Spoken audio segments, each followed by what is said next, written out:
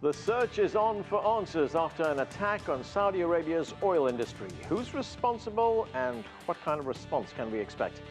Hello, I'm Ahmed and this is The Heat.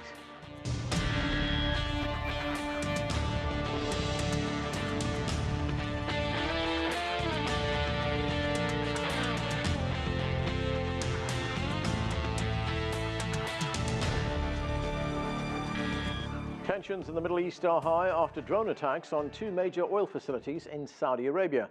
The coordinated attacks knocked out half of the country's oil capacity, more than 5 million barrels a day. Yemen's Houthi rebels claim responsibility, but the United States says its intelligence suggests Iran was behind the attack, something that Tehran denies. US President Trump told reporters on Monday he doesn't want a war with Iran after previously tweeting the US was, quote, locked and loaded. The Chinese Foreign Ministry is cautioning the international community to wait for conclusive facts before taking any action. China condemns this attack on Saudi oil facilities and opposes any attack on civilians and civilian facilities. We call on the relevant parties to refrain from taking actions that lead to an escalation of tensions in the region. For more on the Saudi oil attacks, let's bring in our panel. Joining us from Boston is Kaveh Afrasiabi. He's an author, political scientist, and Iranian affairs analyst. From Los Angeles, Hamoud Salhi is a professor of political science and associate dean of international education at California State University, Dominguez Hills. Here in the studio is Harlan Ullman. He's the chairman of the Killowen Group and senior advisor with the Atlantic Council. And Ahmed Al-Ibrahim is a political and security analyst in Riyadh, Saudi Arabia. Thank you to all of you for joining us. Harlan, let's start right here in the studio. The United States is pointing the finger of blame at Iran. President Trump has backtracked a bit on that accusation, but what do you make of this? Well, the first thing is we don't know. And given all the military capacity that Saudi Arabia is supposed to have, an American presence in the Gulf, it's quite surprising that we have not been able yet to identify the source of the cruise missiles and drones. The Houthis say that they did it, but that's a real stretch because it would require a flight of 500 to 700 miles, and I'm not sure they have the technical capacity. The first thing we have to ascertain is who did it, how do we know? We do not want to repeat the mistakes of August 1964, when in the Tonkin Gulf, two American destroyers thought they were attacked by Vietnamese PT boats. They were not. The Tonkin Gulf decision arose, and the Americans went to war into Vietnam for the wrong reasons. And in 2003, we invaded Iraq based on weapons of mass destruction that did not exist. So before anything happens, we need to do the forensics and analysis to determine who actually fired the shots and then determine why. Now, I would imagine, Holland, that the United States has the intelligence gathering capability to find out where this came from. I would hope so, given the amount of money we spent. But it's interesting that that has not leaked so far, and there does not appear to be, at this stage, any definitive proof that Iran or anybody else was directly responsible. The French, the British are arguing caution, and I assume their intelligence capacity is pretty good as well. Ahmed Al-Ibrahim, the Saudi government initially called the attack, and I'm quoting here, an unprecedented act of aggression and sabotage, but the Saudis stopped short of blaming this on Iran. What is the Saudi position? Well, definitely, this is bigger than 9/11 for us. And we just got a breaking news like half an hour ago. Tomorrow, the Ministry of Defense, they're going to have a press conference and declaring that Iran is behind the attack. So officially, they actually announced that Iran, and they pointed the fingers on Iran. Obviously, everything, all the handprints on this kind of attack, it's coming from Iran. We yet to know tomorrow exactly what kind of evidence. They claim that they do have some gunpoint evidence that these equipment, these missiles, this is drones, we don't know yet. It's actually Iranian made. And the mood over here is very, very tough. The government has been on alert, and they are trying basically to weigh their option. I think Saudi Arabia, they're going to have the final say on if they're going to wage something against Iran or they're going to go back with their allies and try to come up with a formula to contain the issue. Kaveh Afrasiabi, President Trump initially, as I said, quoting Trump, he said he'd be locked and loaded, but then he backed off. He has used that kind of rhetoric before. Let's listen to what he had to say. No, I don't want war with anybody, but we're prepared more than anybody. Well, we have a lot of options, but I'm not looking at options right now. We want to find definitively who did this. We're dealing with Saudi Arabia. We're dealing with the Crown Prince and so many other of your neighbors. And we're all talking about it together. We'll see what happens. So, Kaveh Afrasiabi, what is your view on what's happened here? We just heard from our guest in Saudi Arabia that the Saudis intend blaming Iran for this. Well, that's curious because just today we heard from the energy minister saying that we don't know who's responsible. And we've had conflicting reports. Initially, they also said it came from Iraq, anything but Yemen. And I disagree with your guest in Washington that the Houthis don't have the wherewithal, the technology to, undertake such an attack on Saudi Arabia. This is their third attack on the Saudi oil installations. In July, they showcased their advanced missile and drone technology. And certainly this is within their reach. And, there's a systematic attempt to deflect attentions from the Yemen war and the U.S.'s complicity with Saudi Arabia in perpetuating this horrific war and pin the blame on Iran. Unfortunately, the rest of the international community is not buying it. We also heard from the Japan defense minister saying that the attack most likely came from the Houthis. And, even the French foreign minister said that he's not convinced by the evidence that it came from Iran. So the Saudis, they joined the U.S. in unleashing this illegal economic warfare on Iran. And even though Iran is not directly responsible, of course, they're supporting the Houthis and their popular struggle. But, this whole campaign against Iran is backfiring. And it's time for the Saudis and their allies to reconsider the destructive policy in the region and against Iran. Harlan, two things. One is we just heard that Saudi Arabia intends blaming Iran for this. And the other was that the Houthis, as you pointed out, you don't believe have that capability. I don't think the Houthis do. But regarding the first part, the fact that these missiles may have been made in Iran only says they were made in Iran. They could have been used by a second or third party. The attack was really brilliantly done.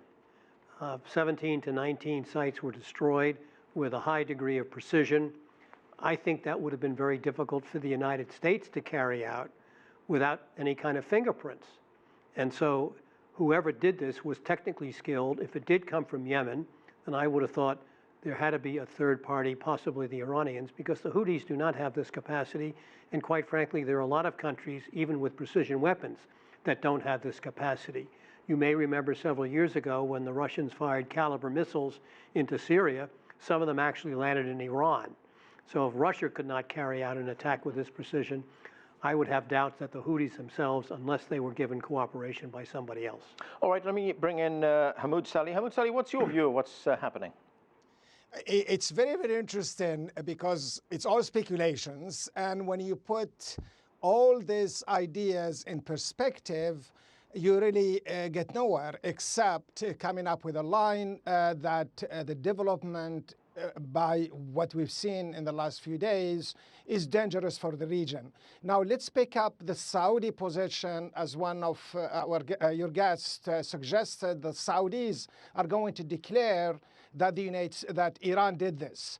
This is not unprecedented, particularly since we know last time when the United States refrained from attacking Iran was after they learned that the United Arab Emirates was not on board or did not name specifically Iran as the attacker. This is the case of Fujairah and that we've seen last in May, I believe.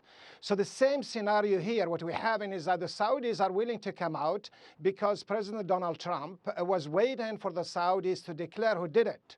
Now, the perspective of this is that the Saudis have long been urging the United States to attack Iran. This is obvious because of the balance of power in the region. So it's very, very important for the Saudis to cinch this opportunity and use it to their advantage. Now, how truthful is Iran in that? We don't know. Let's pick up the Houthi side. Yeah. And it's very, very interesting. We are making sort of speculations again, but the military spokesman of Ansar, the Houthi group, specifically said just yesterday that the Houthis have the capability to do what they did, and more than anything else, they've been building 6 drones a day. Again, this is speculations, but who benefits from this? The Houthis benefits greatly with what's happening because they want to take the conflict in Saudi Arabia. The same thing, the same person said and threatened that he would do, that his organization would continue escalating this war inside Saudi Arabia. And then when asked why not United Arab Emirates, his reply was specific. United Arab Emirates has changed its position. All right. It's doing a drawback. All right, Harlan, we've talked about the Houthi capabilities, but this also puts a question mark over Saudi Arabia's defensive capabilities. I mean, here we have a country, 3rd highest in the world when it comes to defense expenditure, couldn't stop these rockets coming into one of its most vulnerable sites. That raises a very interesting question because the Saudis were completely surprised, and it raises the issue, how good is Saudi Arabia's military capacity? The fact that these systems were not detected tells you something, I think, that's quite important. But also, because they were not detected, or it appears so far, they haven't been said that they were detected, then finding the source is exceedingly difficult. So I think this really casts an interesting light on Saudi's military capacity. And if the Saudis were, in fact, going to retaliate, I think they would find themselves overwhelmed by the Iranians. My guess is that in a military fight, Saudi Arabia would be hard-pressed to deal with Iran, which has a population of perhaps 2 or 3 times as many people.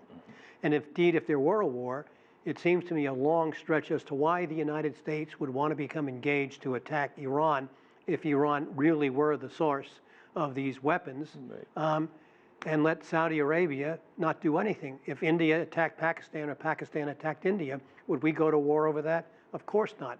So I really find it difficult to see why the United States would launch a preemptive attack or any kind of strike against Iran if, in fact, Iran were guilty of attacking Saudi Arabia. Now, putting together an international coalition to keep the Strait of Hormuz and the Persian Gulf open is entirely different. But I think it'd be a long stretch for America to come up with a good argument. And at this stage, the Congress, Republicans as well, are very, very reluctant of America using military force in situations like this. That doesn't mean we won't, but there are huge political risks right now. All right, Ahmed, let me ask you first about the Saudi defensive capabilities. I mean, how do you explain this? You know, this is a country, Saudi Arabia, which has bought and has some of the most sophisticated defensive capabilities in the world, yet these rockets got through, hit its oil installations. Well, definitely Saudi Arabia have the capability, and we've been intercepted the drones and the missile that actually come from Yemen that goes to Abha, to Najran, to Jizan, which is within the capability of the Houthi reach. But obviously, if these kind of rockets, air drones are coming whether from Yemen, from Iraq, you know, it has all the fingerprints that actually direct to Iran. Now, what happened exactly, I cannot pinpoint my fingers on. We're going to wait to the statement tomorrow from the Ministry of Defense. But Saudi Arabia do have the capability. They do have a Patriot missiles. They do have scenarios on these kind of refineries. So we will wait until we know tomorrow. If it was air drone, there is some sophistication about the air drone, that they fly very low. They have certain capabilities. Iran is number 11 worldwide in producing these kind of evil drones that actually carry some missiles on it. So whether the pointing the whole or shifting the whole narrative to the Houthis is not logical. It is Iran. It is within the reach of Iran. These refineries. It is closer to Iran. It takes about 1,200 kilometers from Sana'a or from the place that they launch drones to Abqaiq or Hijrat al-Khair. So it's kind of impossible. Again, I don't rule out anything. Tomorrow we will know what what is the thing? The thing is, we in Saudi Arabia, we don't want to go into war with Iran. Iran is across the Arabian Gulf. Iran is very close to Saudi. We have a lot to lose. Iran does not have anything to lose. I think Iran, they just want to flip the table, get things very fast to war. They are in a very weak position that negotiating with President Trump. Definitely Iran won't be successful in pulling the leg of Saudi Arabia to go to war, because we are a very prosperous economy. The Saudi people are very prosperous. It's totally different what the Iranian people are suffering from the regime. All right, Hamoud Salhi, as the Saudi Arabians consider their options, do you think one of those options is to go to war with Iran? Oh, tough. That's a tough one. I think they want a certain kind of attack, but I don't think the Saudis are thinking rationally when it comes to the potential effect of the war. They want the United States to lead them to be sort of the force that will be behind such an attack. By themselves, I don't know they are that ready. But there is a very, very important thing that is happening in Saudi, or that happens for the last few years or so. We have a new young leadership in Saudi Arabia that doesn't seem to think the old ways, the way the old Faisal or Sheikh Zayed in United Arab Emirates used to think. The idea of going to war is not sort of far-fetched from the thinking of certain leaders in Saudi Arabia, and for that matter in the entire Gulf. So I don't rule it out. But what the Saudis expect is for the United States to take the lead, and they go and take the bill, if you want, pay for the war. I don't think that's where we're heading at this point, because the cards are very, very high.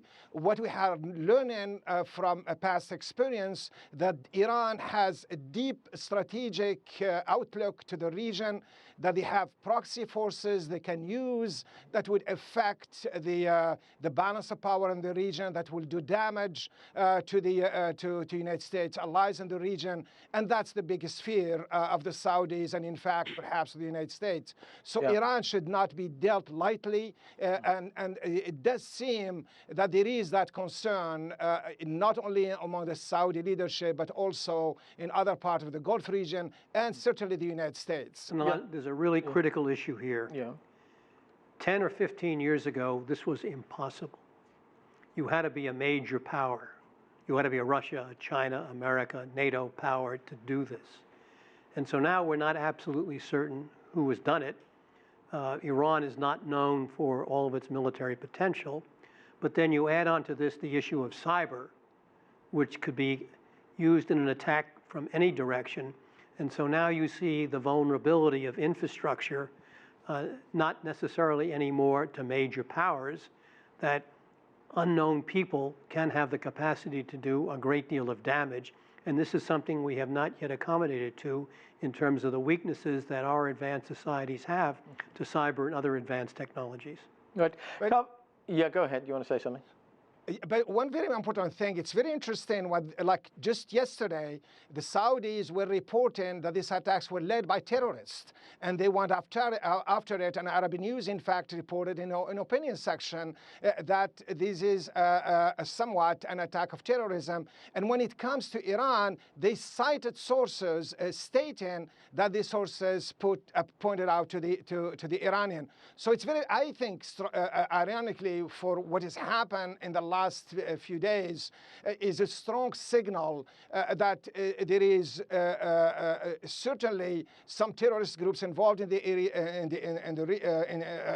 payback perhaps for the failed talks in Afghanistan, payback for killing the son of bin Laden. There are certain issues that goes beyond our understanding. Intelligence reports will help us understand that. Fortunately, Al-Qaeda and the Islamic State do not have that capacity yet. They may at some day. Exactly. But that's not going to be the issue. It could have been the Iranian Revolutionary Guard. But my point remains, unless we can pinpoint where the attacks originated, we're going to be left with a mystery. And speculation is going to run rife until there's absolute proof. And in this particular situation we may not absolutely ever have that amount of proof. We'll see. Kaveh, while all the speculation is taking place, I mean, do you see this escalate to the point of a conflict between Saudi Arabia and Iran? I highly doubt that.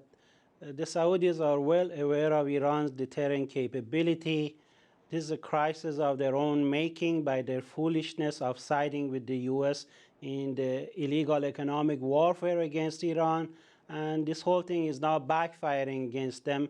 And hopefully this will be a wake-up call in light of the proven military and economic vulnerability of Saudi Arabia in this case, to rescript their foreign policy, their reckless aggression in Yemen, and their Pax Saudica plan for the Persian Gulf in order to squeeze Iran out of the balance of power equation. None of that is panning out, and the Saudi leadership has to reconsider its very disastrous course of action charted by this young crown prince.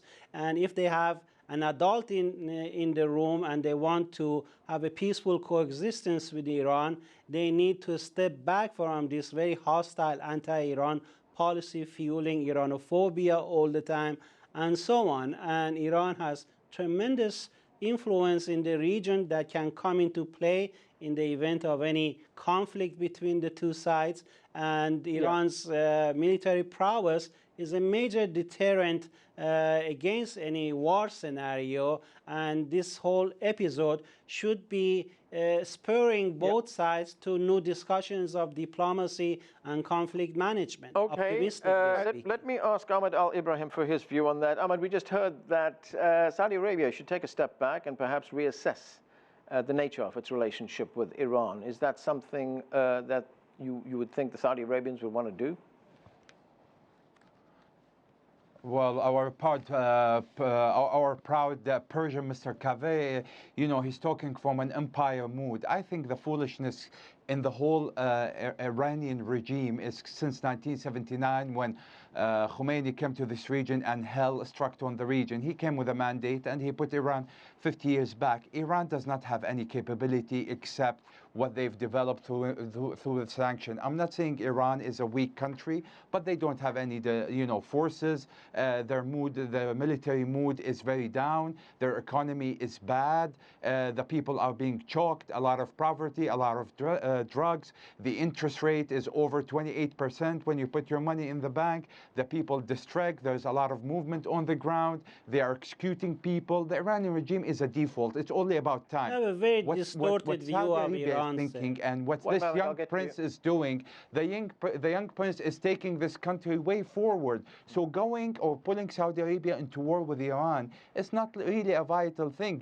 We care about the Iranian people, but we care less about the regime that is exporting terrorists and sending terrorists and Hamza bin Laden and harboring Al-Qaeda and trying to point the finger of this attack and other attack to Al-Houthis. If you want to point it on Al-Houthis, as might as well point it to Sweden. Maybe Sweden send these kind of missiles and drones. So it's all hoax. And obviously all the guests that comes and talk about this issue, they have a mandate from the Iranian government. Well, keep it in the Houthis. All right, let's get Kaveh to respond to that. Go ahead. Well, unlike this closed, ossified monarchy in Saudi Arabia, where the whole idea of voting is total alien to them, Iran has an Islamic democratic system with regular elections, elite turnover, and so on, and a pluralistic media where you have different factions and so forth. None of that exists in the closed polity and corrupt system of Saudi Arabia, ruled by this very ossified elite that is out of touch with its own population. Can I bring a little bit facing budget deficits and so forth. To this debate? All right, Harlan, go ahead. First of all, do not underestimate Iran's military capacity. Iran has one of the most formidable cyber capacities in the world, period. And if you don't understand that, you better go back to school. Second, they have transformed part of their military, especially their Iranian Revolutionary Guard, and they have put in place a lot of asymmetric systems.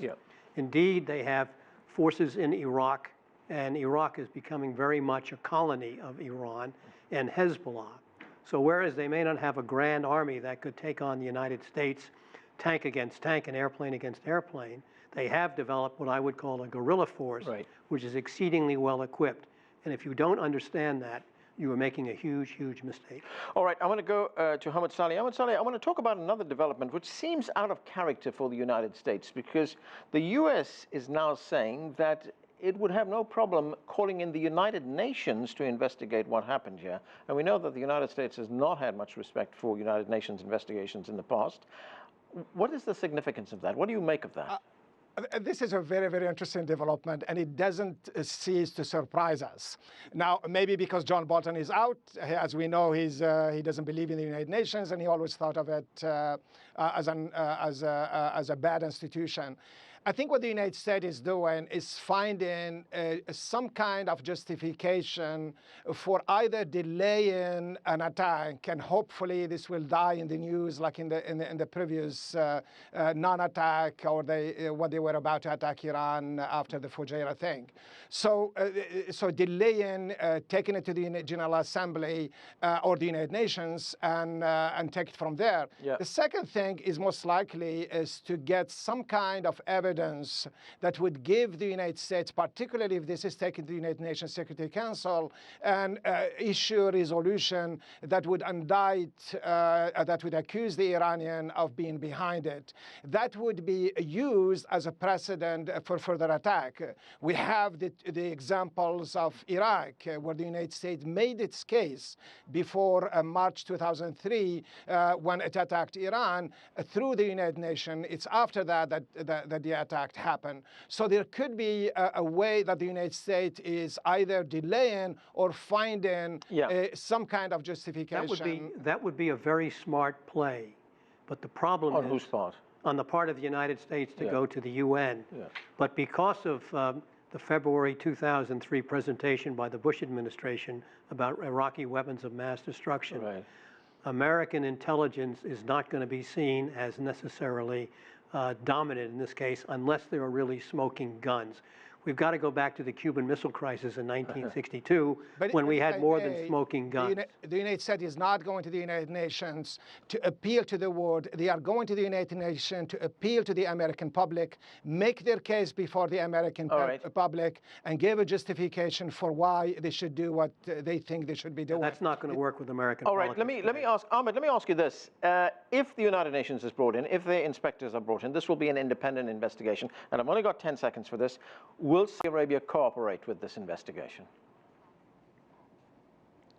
Well, you know, Saudi has a sovereign, land, and I'm sure our partners, the Americans, we have boots on the ground on location. So definitely they are taking what's happening exactly and transmitting it to the DOD and to the White House. So whatever America is going to come back or is going to back up the statement of Saudi Arabia, it's not only by the Saudi part investigation, it's with their allies and with their counterpart, which is the Americans. So this is the legitimacy. Now, what is going to happen after that? I think Saudi has. Sorry, Ahmed, we're going to have to leave it there. We have run out of time. Thanks to all of you for being with us.